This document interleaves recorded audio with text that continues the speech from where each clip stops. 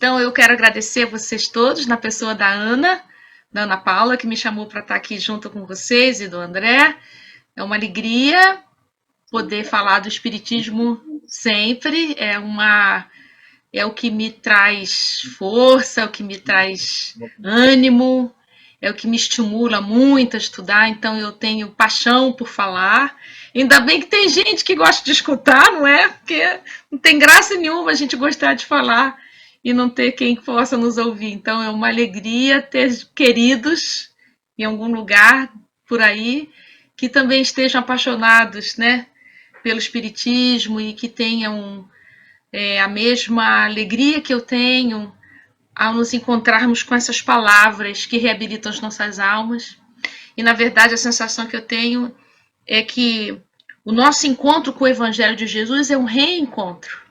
E é por isso que a gente sente alegria, porque aí a saudade passa, né? Porque a gente sente saudade desses momentos felizes. Quando a gente se encontra com as palavras de Jesus, a nossa alma se pacifica. Não é à toa que se pacifica, porque o que a gente tem de registro é que quem se encontrou com Jesus nunca mais foi o mesmo. E a gente tem ainda, nós estamos aprendendo a sustentar conexão espiritual. A gente ainda é aprendiz nessa sustentação. Então, quando a gente consegue uma conexão espiritual, quando a gente consegue saciar a nossa sede de transcendência, a gente respira aliviado, né? Não é à toa que a gente diz que quando chega na casa espírita, o ambiente da casa nos ajuda. Nos ajuda por isso, porque aí alinha, aí a gente, nossa, é como se fosse um instrumento que entra em ressonância com o diapasão. Nós sentimos um alinhamento amoroso, então a nossa alma se pacifica, se acalma, se aquieta, o nosso desespero passa, porque a gente se lembra dessa conexão primeira, que é essa conexão com a Boa Nova, né? O Evangelho de Jesus faz isso com cada um. Então é um prazer estarmos juntos, que vocês possam se sentir essa noite abraçados e acolhidos pela espiritualidade maior, tanto quanto eu já estou me sentindo, antes de chegar aqui e encontrar com vocês, eu já estava me sentindo assim, profundamente abraçada e acolhida, né? Eu costumo dizer que isso é a gente se sentir nos braços de Deus, né? Onde a gente pode finalmente respirar, relaxar e ser quem a gente é, e tá tudo certo, né? Então, gratidão por esse encontro já aqui de antemão. Então, a nossa conversa hoje é o início, bem o começo do Sermão do Monte, que é a segunda bem-aventurança. Bem-aventurados os aflitos, porque eles serão consolados. O Sermão da Montanha, como bem lembrou o nosso amigo Gandhi, disse que se todos os livros fossem queimados, se ficasse isso, já tinha dito tudo. É, na verdade, um percurso. Essas orientações de Jesus aqui, essa fala consoladora, bem-aventurados, sejam felizes, sejam agraciados, aqueles que estiverem se sentindo assim, assim, assim, assim. Então, Jesus descreve como a gente se sente. A gente se sente com fome, com sede de justiça. A gente se sente em aflição, né? Então, essa percepção de Jesus a nosso respeito é maravilhosa, né?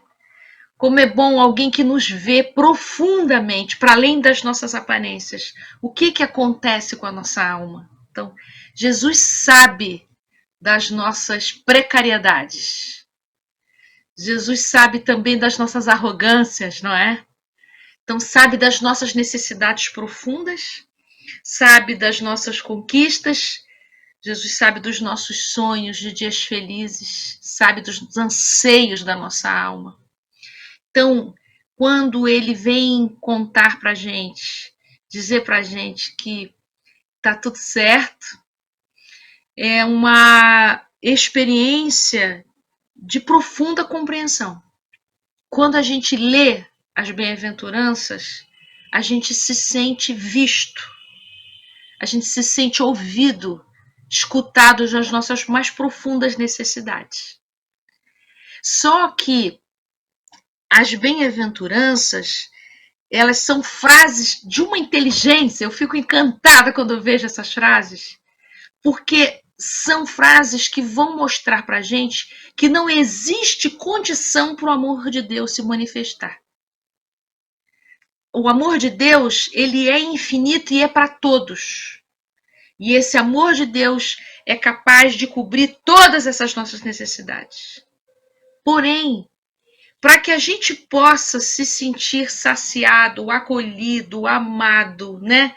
Para que a gente possa se sentir curado desse amor de Deus, a gente precisa se abrir para isso.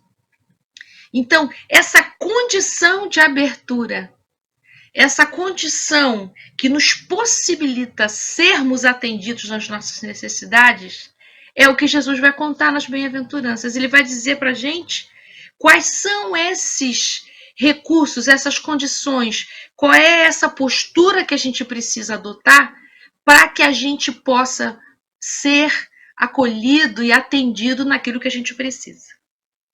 Então, quando a gente vê lá, bem-aventurados os misericordiosos, porque alcançarão a misericórdia. Olha, Deus é misericordioso sempre, mas será que ele só pode ser misericordioso se a gente for misericordioso? Não é isso que Jesus quer dizer. Não é uma condição no sentido de, e se você for bonzinho, então você vai ganhar um presente de Natal. Não é nesse sentido. O que Jesus está apontando nas bem-aventuranças é: presta atenção na sua postura, na sua condição, na sua abertura, para que você possa receber o que você precisa, né? Nós que somos pais, nós sabemos, como pais terrenos, quanto amor a gente quer dar para os nossos filhos e quantas vezes eles se encontram fechados para receber isso que a gente tem para dar.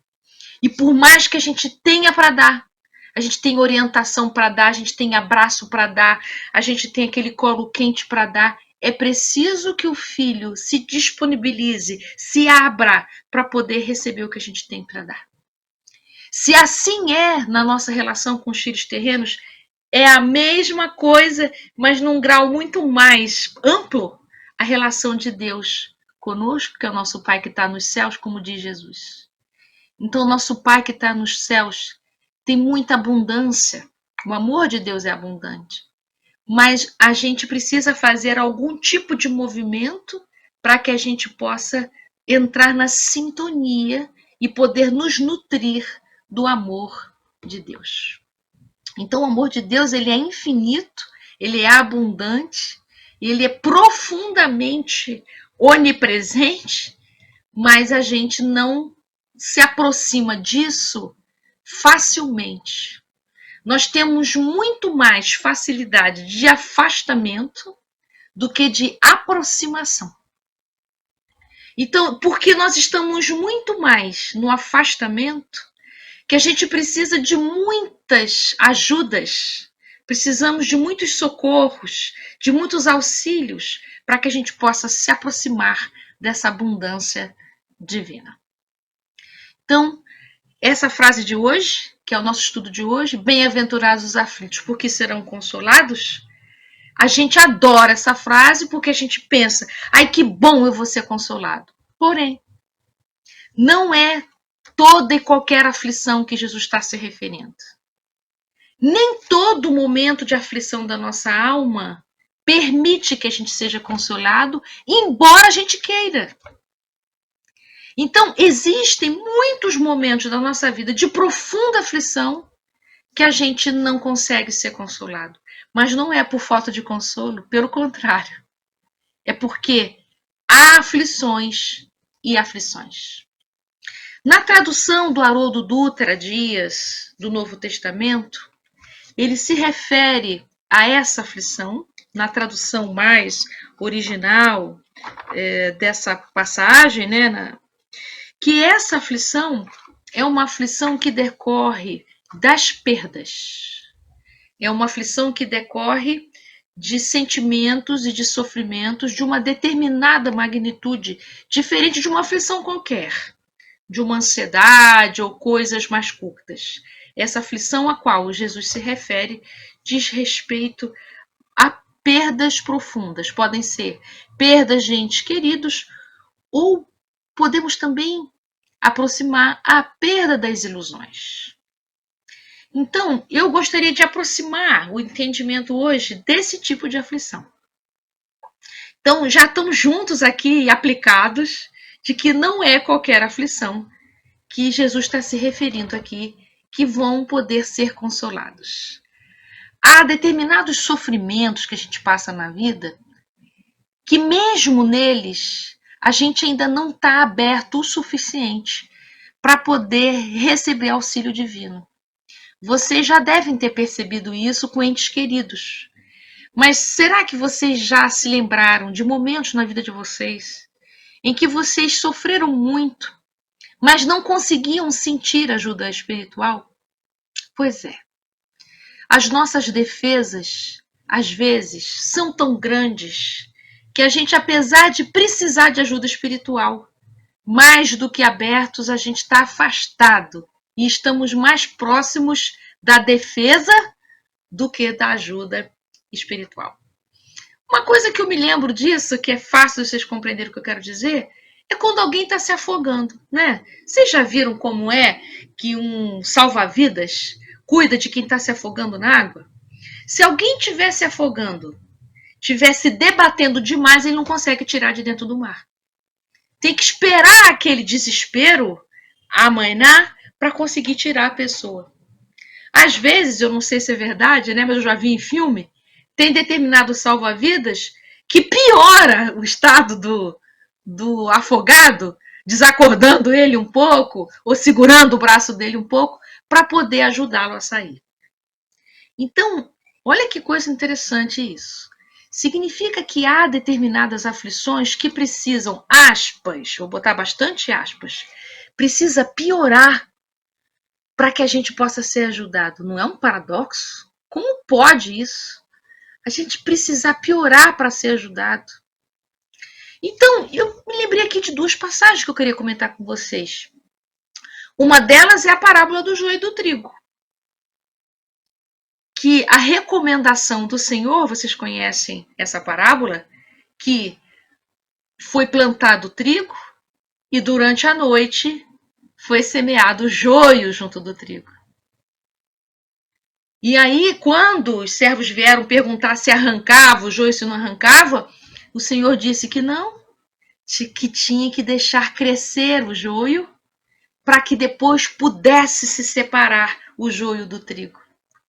Então, é uma coisa que a gente fica assim, como assim? Então vai deixar o mal crescer? Sim, há determinados momentos na nossa vida que a gente precisa deixar piorar um pouco para que a gente possa separar melhor o joio do trigo. Para que a gente não arranque junto o trigo junto do joio. Porque quando é pequenininho, eu não entendo muito de lavoura, mas pelo que eu já estudei, quando é pequeno, o joio é muito parecido com o trigo. Então, é uma parábola que me fez pensar, olha, tem que esperar piorar, aspas, tem que esperar deixar crescer um pouco mais para a gente ver. Às vezes o médico fala isso para a gente chega lá com dor de garganta, não vou te passar antibiótico ainda não, tem que esperar você piorar um pouquinho, ver se aparecem outros sintomas, para ver se você está com uma virose ou se você está com uma infecção bacteriana. A gente sai danado porque a gente queria sair logo curado dali e tem que esperar piorar um pouquinho. Esse piorar um pouquinho é preciso que se mostre um pouco mais a sua aflição para que tenha um pouco mais de clareza sobre o que está acontecendo com você. A sua aflição tem que ficar um pouco mais à mostra para que o remédio possa vir com mais propriedade, com mais exatidão a respeito do que você está sentindo. Então, às vezes, a gente sente um pouquinho de aflição, já está ficando doido para acabar com a aflição. E o que a espiritualidade está dizendo para a gente, em tantas páginas do Emmanuel, né? Para ajudar a gente a se encontrar um pouco mais com a nossa aflição, para que a gente tenha um pouco mais de clareza sobre a nossa aflição, para que então a gente possa ser consolado. Então, olha só isso. É preciso que a nossa aflição, aspas, piore ou tenha um pouco mais de intensidade ou fique um pouco mais à mostra para que a gente possa ser ajudado. Não é incrível? Uma outra passagem para poder completar essa minha ideia.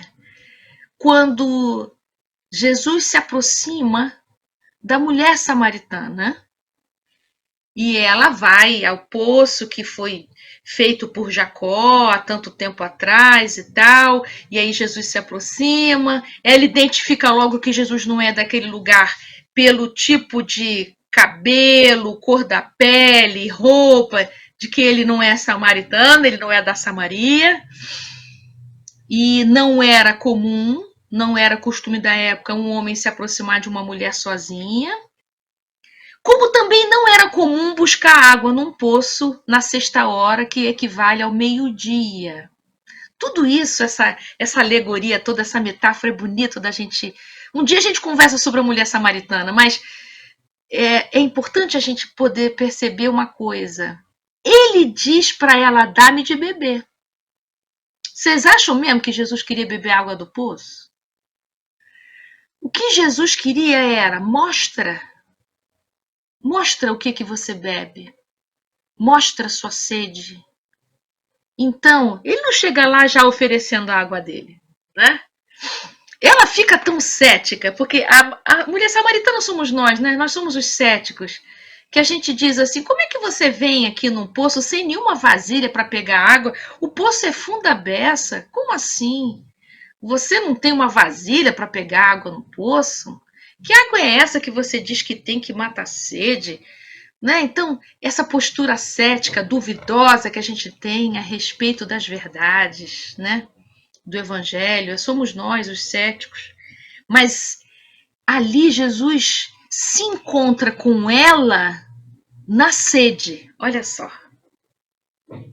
Se ela está indo ao poço buscar água, essa mulher tem uma necessidade, que é a sede. Então, Jesus se encontra com a gente na nossa aflição. Então, Jesus não encontra com a gente antes da sexta hora. Antes que a gente vá ao poço beber água. O que não falta é a água, né? Jesus não tem nenhum tipo de escassez. Jesus tem água em abundância para nos oferecer. Mas ele só pode oferecer água para nós quando a gente se dá conta da nossa sede. Porque enquanto a gente não tem sede,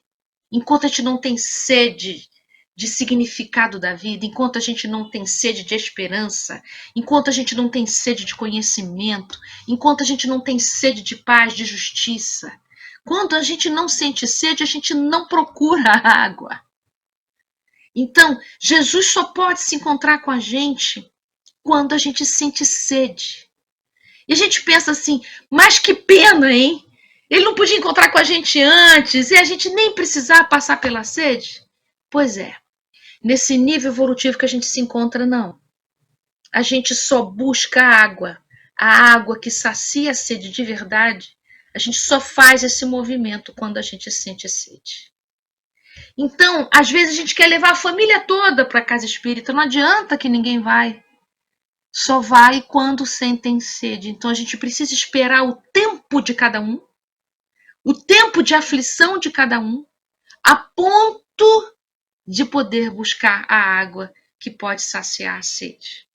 E às vezes a gente entra em desespero pelo outro, né? A gente vê o nosso filho em aflição, vê nossos entes queridos passar por processos obsessivos. Então a gente pode aconselhar, a gente pode sugerir, mas essas pessoas queridas só podem ir em busca da água viva quando a sede chega no coração de cada um. Então, por isso que é bem-aventurados os aflitos. Porque é como se Jesus dissesse assim, opa, seja bem-vindo, agora que você percebeu que você está com sede, agora sim posso te oferecer a água viva. Então, bem-aventurados os aflitos, ou bem-aventurado você que já saiu da indiferença, bem-aventurado você que já saiu da arrogância, bem-aventurado você que já saiu do ceticismo, bem-aventurado você que já saiu da autossuficiência. Porque só quando você se reconhece necessitado de ajuda é que eu posso fazer alguma coisa por você. Então, bem-aventurado você que está em aflição, porque você então agora está aberto para poder receber. Mas veja, eu preciso ver a água que você bebe para te mostrar o quanto que ela é, vamos dizer assim, escassa para dar conta da sua sede. Então, nós estamos aqui no mundo material e buscamos na materialidade do mundo saciar a nossa sede. De que sede Jesus está se referindo? A sede espiritual. Porque essa é a verdadeira sede, na verdade. Que às vezes a gente fica tentando saciar essa sede de maneiras que não resolvem. Quando a gente quer resolver isso com um casamento, quando a gente quer resolver isso com um trabalho, quando a gente quer resolver isso materialmente, comprando coisas, modificando o nosso corpo. Não que essas coisas não sejam boas da gente fazer. Não que não seja bom a gente cuidar do nosso corpo, mas quando eu quero saciar a minha sede de sentido e de significado para o viver, através dos bens materiais, através de uma vida espiritual, eu continuo com sede. Eu vou ter que ir no poço 50.000 vezes para matar essa sede, né? Porque é efêmero, passa rápido o prazer de ter aquelas coisas. Então, eu tenho uma necessidade imensa de me sentir amado, né? Segundo o Livro dos Espíritos, todos nós temos necessidade de amor. Isso está no comentário de Kardec, a questão 938. Nós temos necessidade de amor, todos nós temos. Mas como é que eu cuido da minha necessidade de amar e ser amado? Se eu sacio a minha sede de amor através de bens materiais, eu vou eternamente voltar ao shopping para poder dar conta da minha necessidade de me sentir amado, de me sentir importante, de me sentir reconhecido. Então, enquanto eu tentar saciar a minha sede através dos bens materiais, eu estou muito distante da água viva. Então, essa passagem da mulher samaritana, eu acho que ela serve para a gente poder compreender bem-aventurados os aflitos, porque aquela mulher tinha uma aflição. E Jesus reconheceu a aflição dela de imediato. E disse para ela que a água que ele tinha para oferecer ia dar conta da sede que ela tinha. E é interessante essa passagem acontecer, descrita por João, que acontece na sexta hora, que é ao meio-dia, porque ao meio-dia não tem sombra, né? A posição do sol ao meio-dia é um momento que não tem sombra. Então, eu entendo essa metáfora como sendo assim: aquela mulher estava num momento em que não havia sombras, ela estava buscando água num momento sem defesa. Ela estava aberta para receber as verdades. Então, que momento da nossa alma a gente está aberto assim, sem defesas, né? Com a nossa guarda abaixada, né? Em que a gente não duvida, em que a gente está aberto. É quando o nosso sofrimento é muito intenso. E mais do que a nossa pressa de resolver, a gente aproveita essa intensidade do sofrimento para a gente sair da sombra, das nossas sombras. E isso é muito interessante da gente observar. Nos nossos momentos de maior dor, é que a gente não estava mais preocupado com a nossa imagem. O que vão pensar de mim? O que vão achar de mim? Então, nossos momentos de maior dor emocional é o momento em que a nossa alma está mais transparente, no sentido em que a gente está aberto para ser ajudado, mas que a gente também não está mais preocupado com a nossa performance. E quando a gente não está mais preocupado com a nossa performance, é que a gente pode, de alguma maneira, poder descobrir quem na verdade nós somos. Então, as nossas dores emocionais têm isso de oportunidade. É uma oportunidade de autoconhecimento. Isso é duro da gente reconhecer, mas é verdade. Nos nossos momentos de maior dor, foram os momentos em que a gente conseguiu visitar os lugares mais profundos da nossa alma.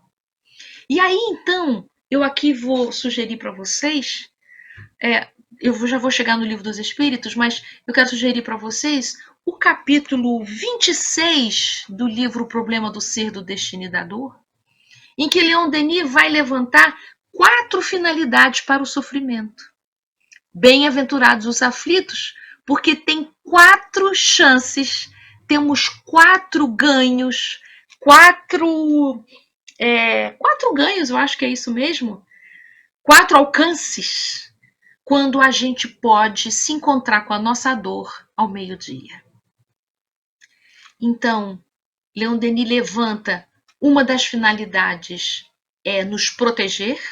Então, a dor pode vir como proteção, porque nos afasta dos excessos. Então, se eu exagero num determinado item da minha vida, a dor vem como, ei, chega, já tá bom. Uma outra finalidade da dor é aquela dor que nos liberta do passado. É quando a dor vem como sendo uma libertação das zonas escuras da minha alma do passado. Então, são aquelas histórias difíceis da minha família, minhas histórias difíceis de convivência, que está se repetindo de novo e eu já conheço essa dor, mas eu preciso vivê-la ao meio-dia, ou seja, na sua intensidade, para que eu possa me libertar. Então, segundo Emmanuel no livro Vida e Sexo, nós vamos reencarnar em outros lugares, em outros papéis familiares, para que a gente possa fazer algum tipo de libertação, vivendo um outro momento com aquele mesmo ente querido, para que a gente possa, numa outra posição familiar, experimentar uma relação melhor. Então, é a dor libertação. Mas nós temos também a dor que acelera. Isso está descrito no Evangelho, no capítulo Bem-aventurados os aflitos, no item 9, os Espíritos dizem que a gente pode escolher passar por uma aflição para acelerar o nosso progresso espiritual. Então, é quando eu estou vivendo uma experiência dura, mas ela não se remete exatamente a uma falta do meu passado. Eu me dirijo para essa experiência para acelerar o meu progresso.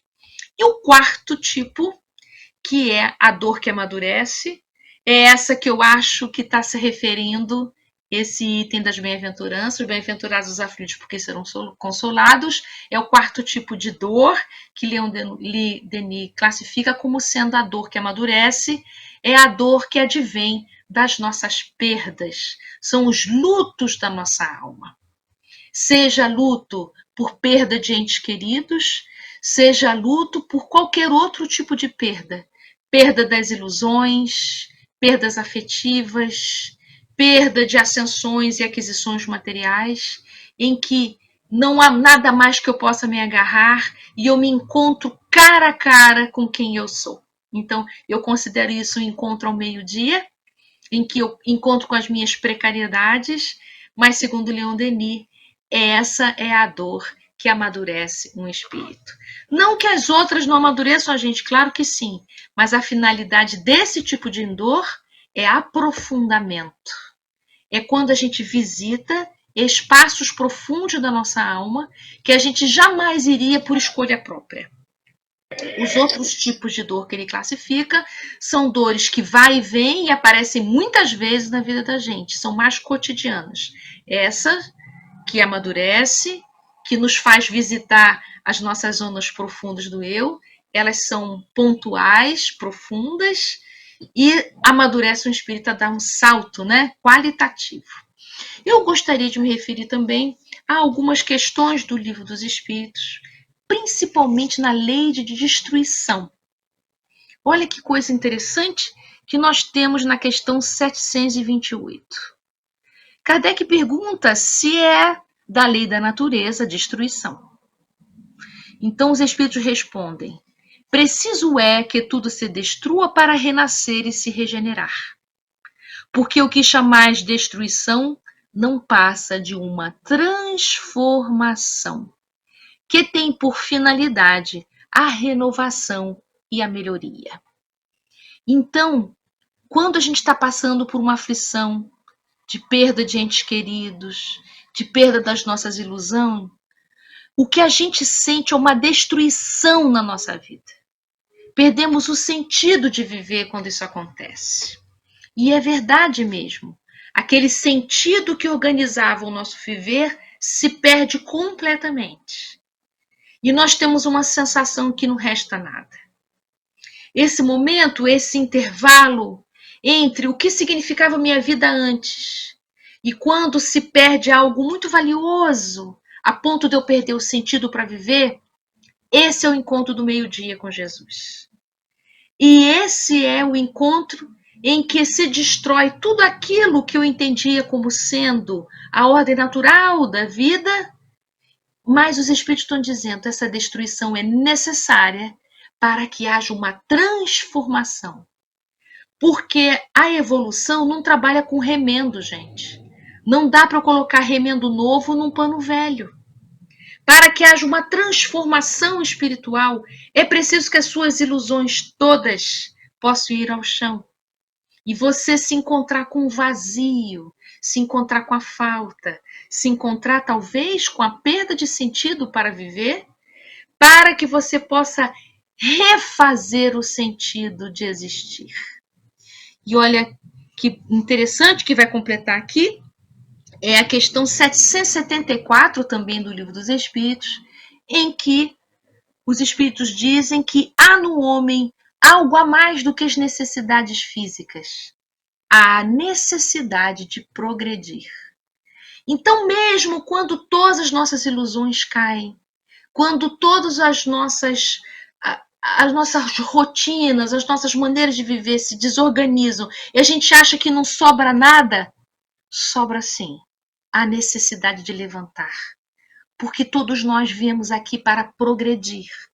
Então, mesmo quando tudo se derruba, não resta nada, resta o senso, esse sentido interior que todos nós temos, que é o desejo incessante do melhor.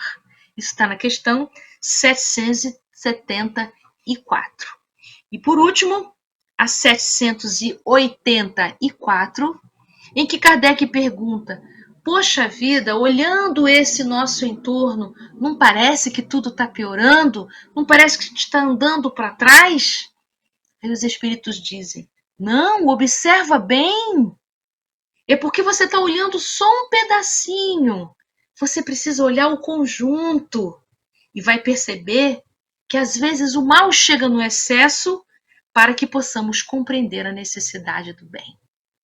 Então, com essas questões, eu queria fundamentar que às vezes é necessário a gente sentir e quase desmaiar de sede para a gente conseguir chegar no poço e encontrar com Jesus ao meio-dia.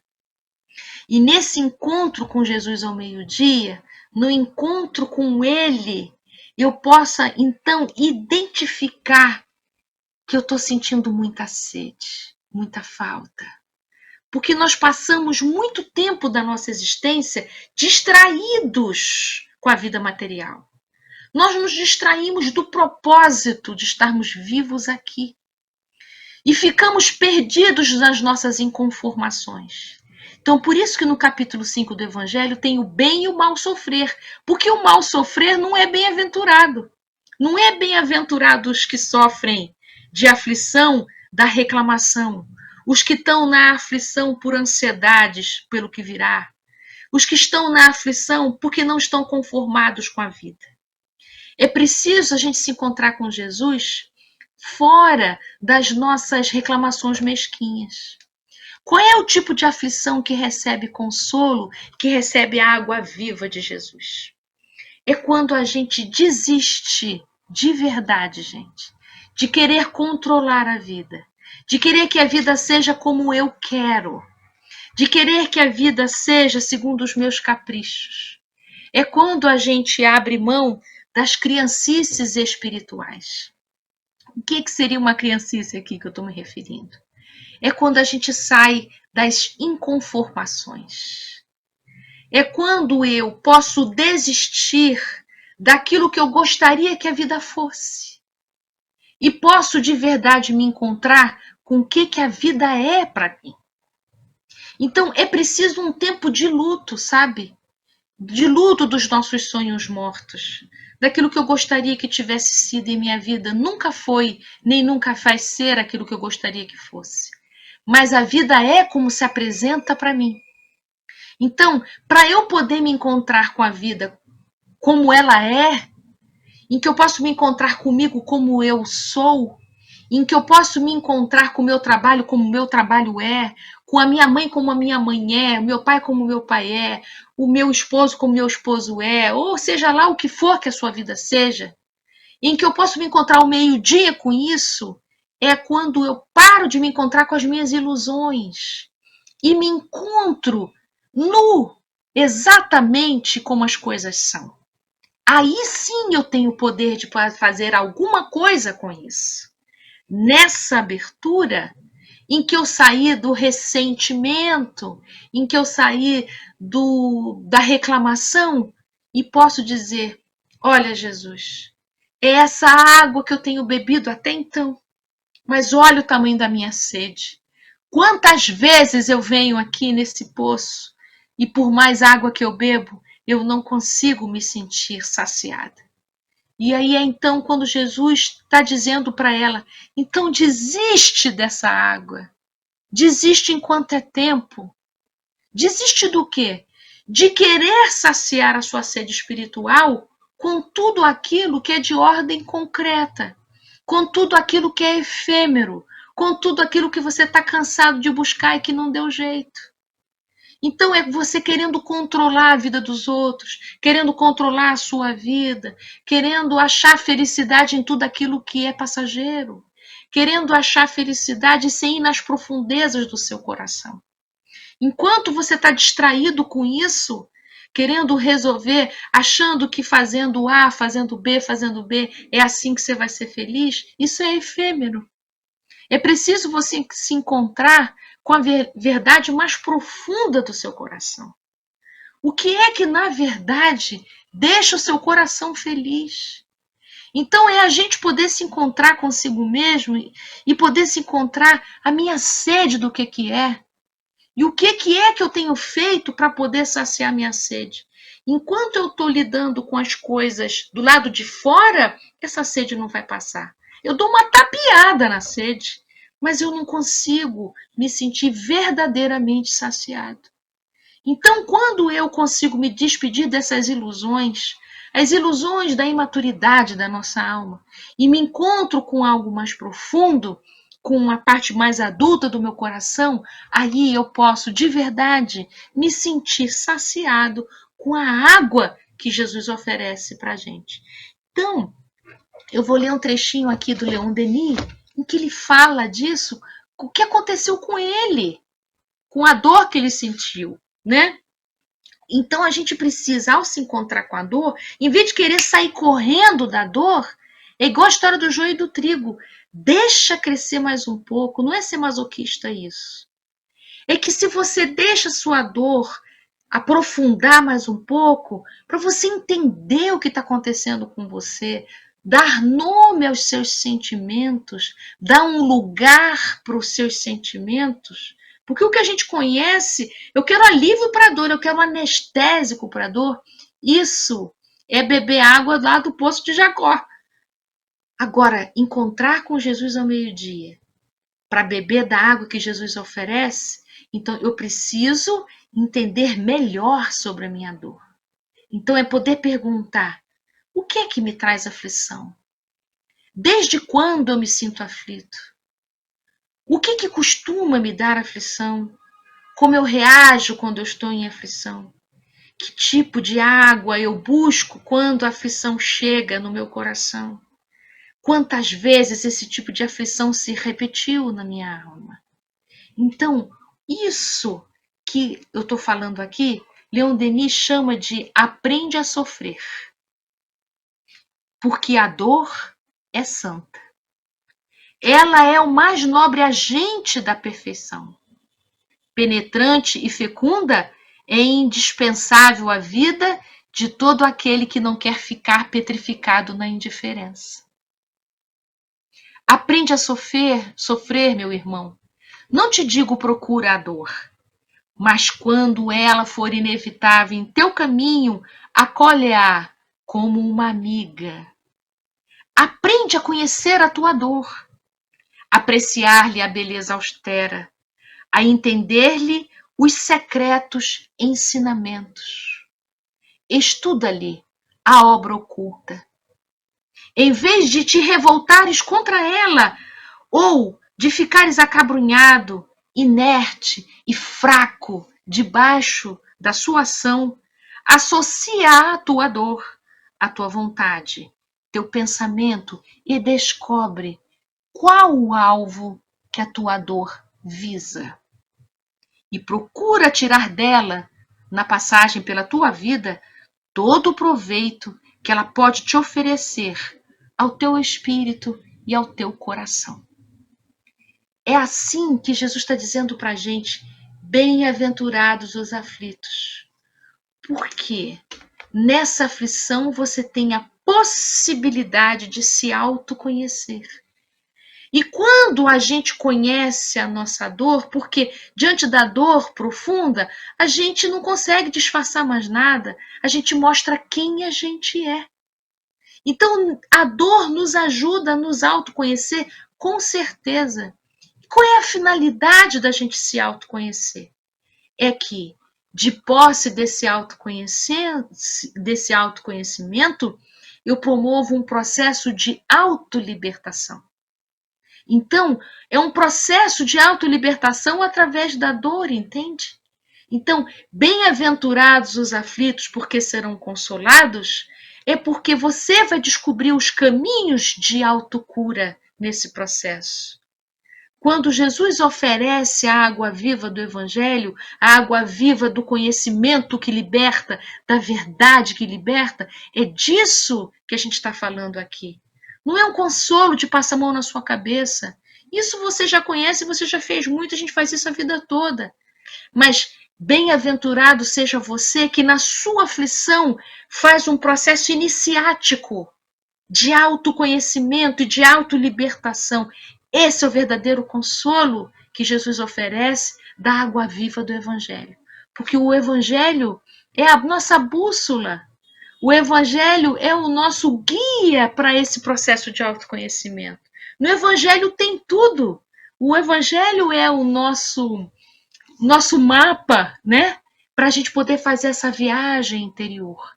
Então, esse conselho que Leon Denis está dando aqui, aprende a sofrer, é quando a dor vier, não sai correndo bebendo qualquer água, porque você vai ter que ir no poço toda hora. Vá ao meio-dia, sem defesas, sem anteparos, que você possa ir ao meio-dia se encontrar com Jesus, porque é só ao meio-dia que ele vai estar lá, nesse poço que tem a água viva do Evangelho, sem defesas, sem escudos, sem performances, sem personas, que você possa se encontrar sem sombras, transparentemente aberto, como uma mulher samaritana, né, se encontrou com Jesus, para poder receber a verdadeira água viva, o verdadeiro consolo do Evangelho. É isso, meus amigos. Espero que tenha sido útil o nosso encontro, que vocês possam se sentir bem-aventurados em suas aflições, que elas possam ser totalmente consoladas.